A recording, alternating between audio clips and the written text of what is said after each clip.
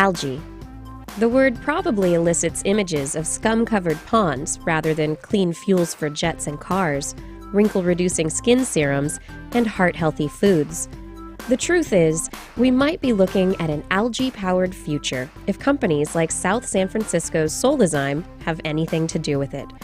Founded in 2003, Solazyme produces oil from algae using a technique called indirect photosynthesis bioproduction, in which the algae are fed waste biomass, or non-food plants. The end result? Clean, renewable, domestically produced fuels. Today, we're taking a look at Solazyme's R&D facility and talking with the founder, one of the founders, about the future of algae. This is Jonathan Wolfson, the CEO. Could you tell me what Solazyme does? At its simplest level, Solazyme makes renewable oil. Okay. So we make oils to replace anything that you could make from petroleum or from vegetable oils. So if you think about petroleum, we make oils to replace fuels or plastics. Mm-hmm. And if you think about vegetable oils, we make oils to replace biodiesel or soap and even food cooking and frying oils. Okay. What are all the different oils or different products that you're working on? They're all from an algae base, right? Yeah, they are. And we can talk about algae because algae ultimately is the star of the show in a way. It's what actually produces the oil for us. But ultimately what we focus on is producing oils that are ideal for each of these markets. You can love your science, but your science better have a commercial application. And so the oils are really dedicated to entering the following markets: biofuels, which is where we really started. But what ended up happening is we found that if we were making oil, it could go into any of the things you use oil for today. So also chemicals, oleochemicals, food oils, foods, and even cosmetics. And so we actually have face creams that are made with algae-derived oils. And all of these different products, do they all come from one type of algae?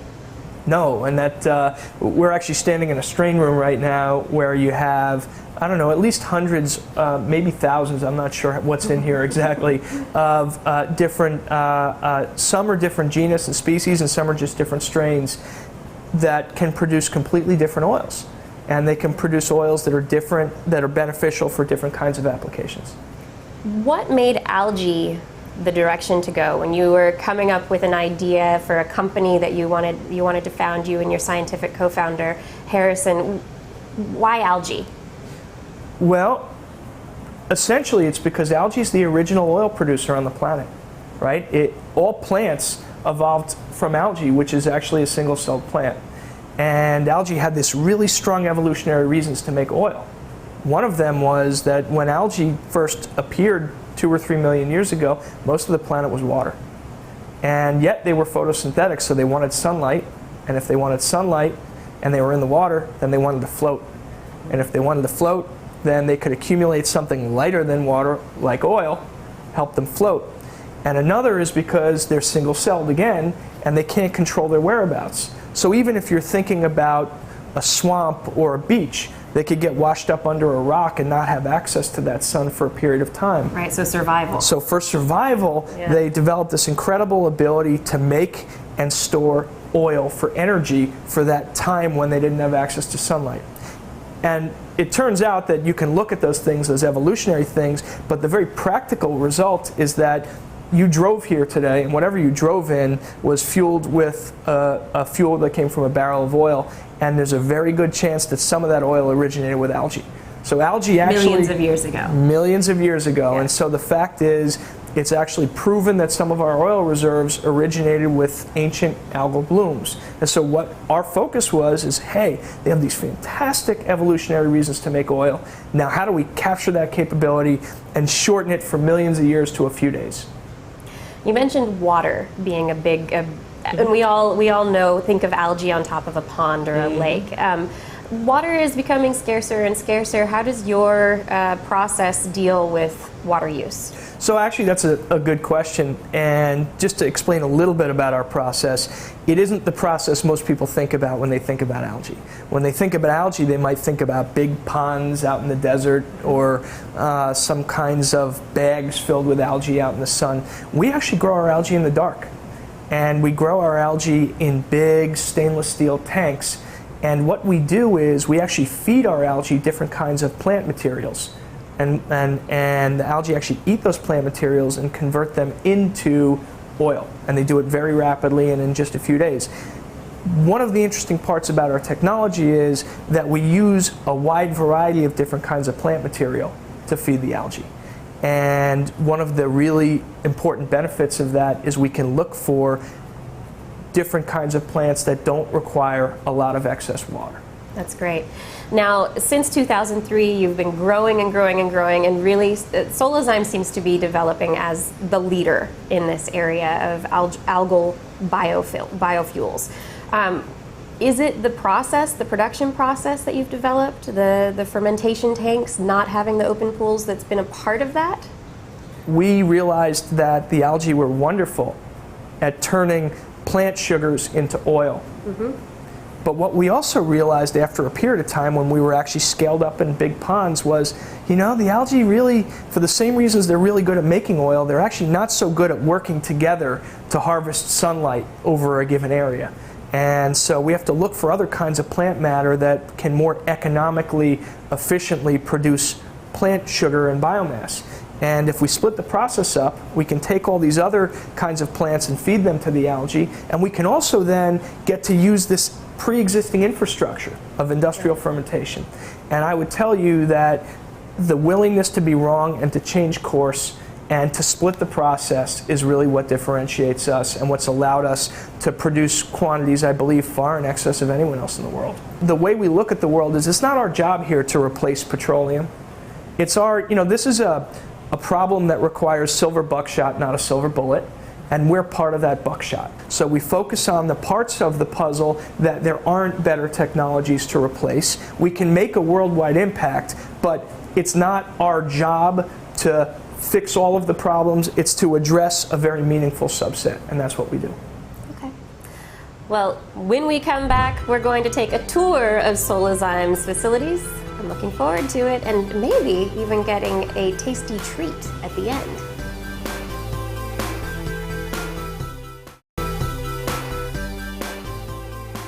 Using algae to put the power of the sun into our fuel tanks. We're starting our tour right now.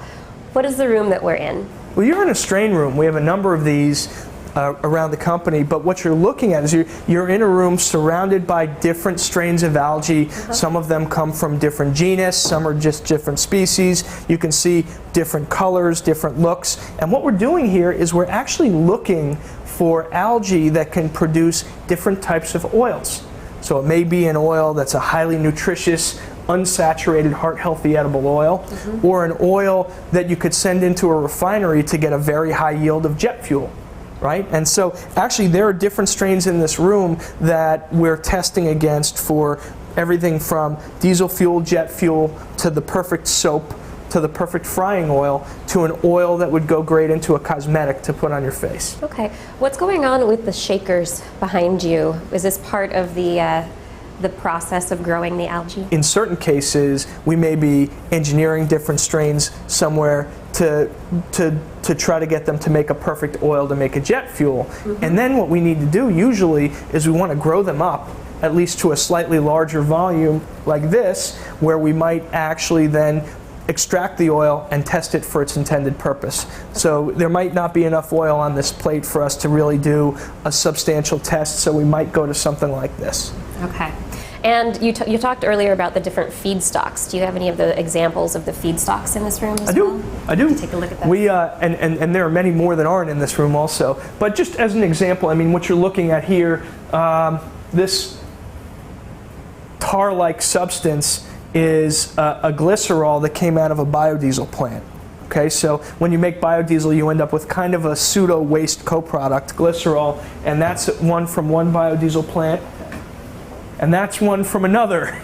I love the idea of that, because biodiesel many times is coming from waste products to begin with, so then you're getting the waste product from the biodiesel production and continuing the process. Yeah, so it's actually a closed loop cycle. We feed this right back to the algae, and they convert this into oil that then goes back into the biodiesel process. So those are glycerol, but here's another example which actually doesn't look anything like what it is.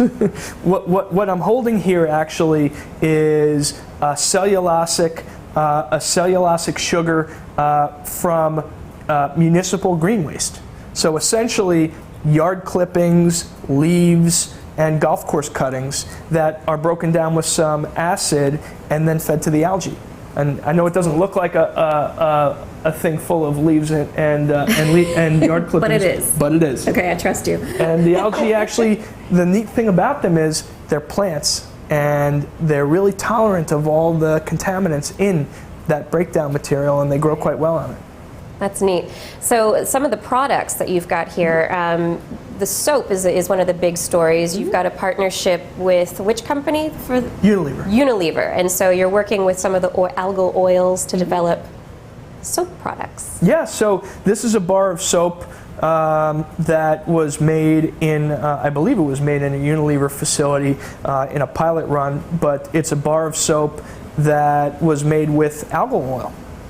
To replace some of the other kinds of oil, like palm oil, for instance. And one of the interests is in producing algal oils for soaps, because you can produce sustainable oils this way, and sometimes it's hard for big companies to be able to control their supply sources for things like palm, and they may end up unintentionally using non-sustainably grown palm that might come from pulling down a rainforest, for instance. As opposed to knowing that it came from algae in one particular fermentation plant in one location. That's right. That you know what feedstocks you know what the whole life cycle is and the sustainability footprint. That's right. Nice. One of the other things that I've heard recently is the advancement in skin serum. That's right. That's right. Is it going to help the wrinkles for?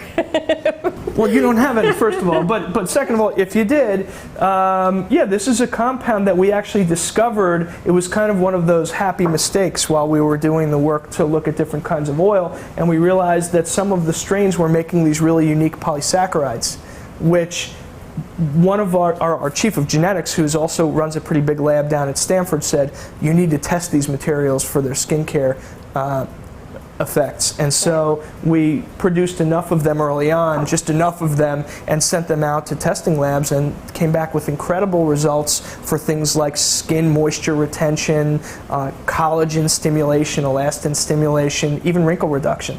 So they're now being formulated into a number of different products. We've started to sell a little bit this year, and are expecting some pretty big launches next year with some big cosmetic partners. All right. Well, this is an interesting room, and I love all the algae spinning in the background, but I know there's a lot more around here. So can we go take a look at the rest of the labs? Sure. Okay. Sure. So tell me what goes on generally in these lab areas. Well, a lot of things go on in these lab areas. We're actually standing in a molecular biology lab here. So this is a place where some strains that we bring in from the outside will make their first appearance. This is where they say hello to the Solazyme employees, where we look at them. Sometimes what we do is we'll genotype them so we understand whether or not they are what we think they are. Sometimes it turns out that we'll get a strain in that we believe is of a certain type, and once we look at its genetic code, we find out it's something completely different. And it's important for us to characterize them because it helps us understand what kinds of oil they might make, how fast and efficiently they might make oil, whether they are going to grow well in a fermentation vessel, and whether they're going to be good for a food application or a chemical application. So we'll look at that, and then some of these molecular biology labs here are also labs where we'll take some of the chemical and fuel strains and we'll optimize them through modification to make better oils or faster oils. Okay, taking a walk down here, this is a big lab. I know you just moved in here this year, recently, and from your beginnings, humble beginnings in a garage, I'm sure this has changed a lot.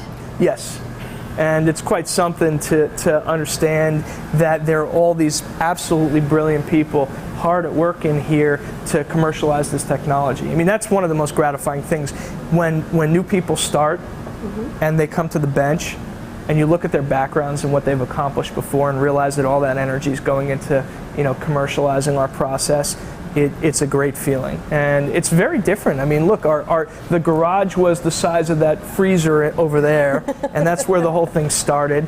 And now there's, over 100 people who are dedicated every day to commercializing this technology. And it's totally growing.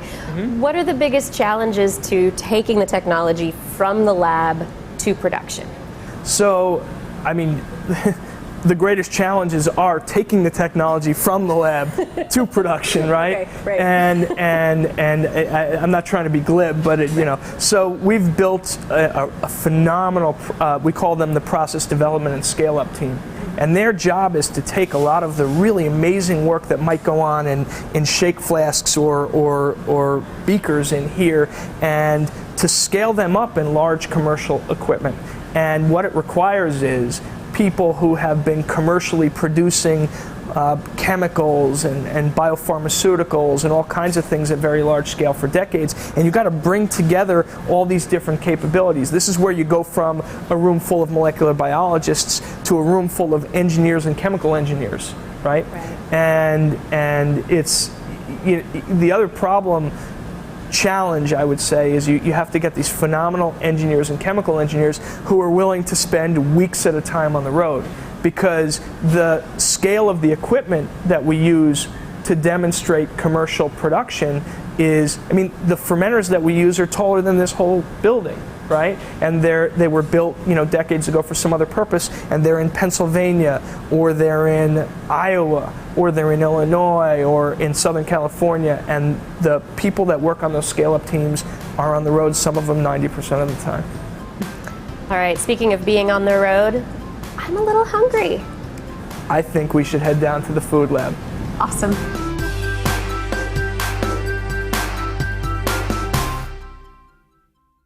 This episode of GreenTech Today is brought to you by Carbonite, the leader in online backup. Unexpected computer disasters happen all the time. Some of the most common problems I hear about are hard drive failures and viruses. The end result of all this? We risk losing the important files on our computers. Things like your photos, videos, music, Word, and Excel documents that would be so hard to live without. From Carbonite.com, you can have unlimited backup for your PC or Mac for only $55 a year. That's just 15 cents a day. Try it for free. Go to Carbonite.com, enter the offer code GreenTech. If you decide to buy the service after your free trial, you'll get 2 months free with the offer code GreenTech.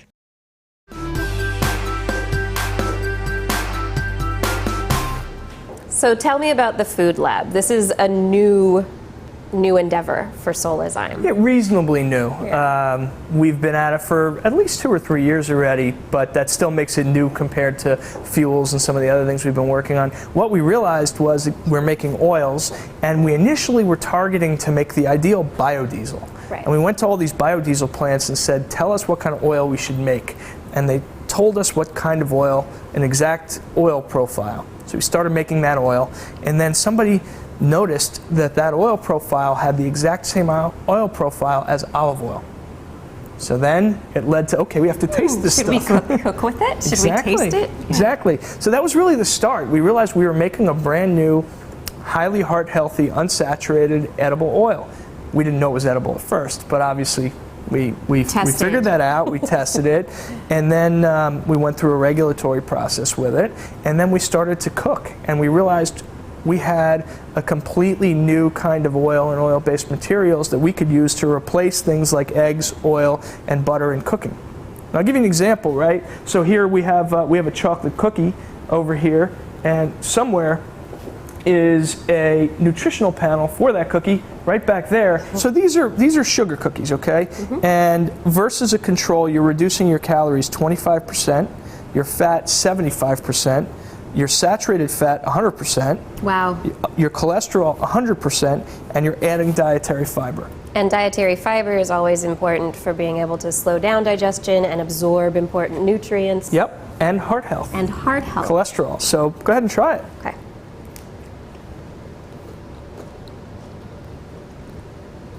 That's pretty good.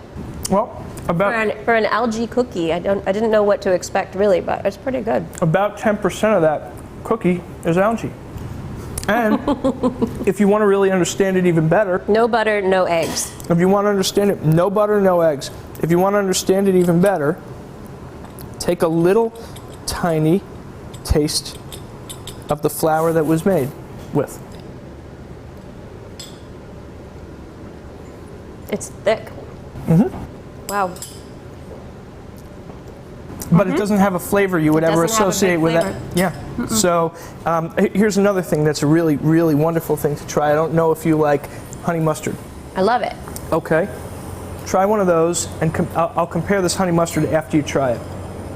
I'll tell you what's different about this honey mustard than a standard honey mustard. That's good. Move from here, from honey mustard and cookies, to things like ice cream. It's pretty amazing. Going from renewable fuels, renewable oils, suddenly we have biodiesel, we have skin creams, skin serums, soaps, and cookies and honey mustard. It's pretty amazing. It's a new source of oil to replace all the things that we use oil for today. Thank you very much. Thank you. Appreciate your time. Real pleasure.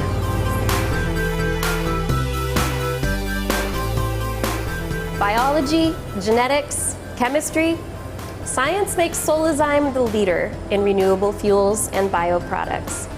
I'm Dr. Kiki, and I'm done green hunting for this week. Catch me someplace else next time.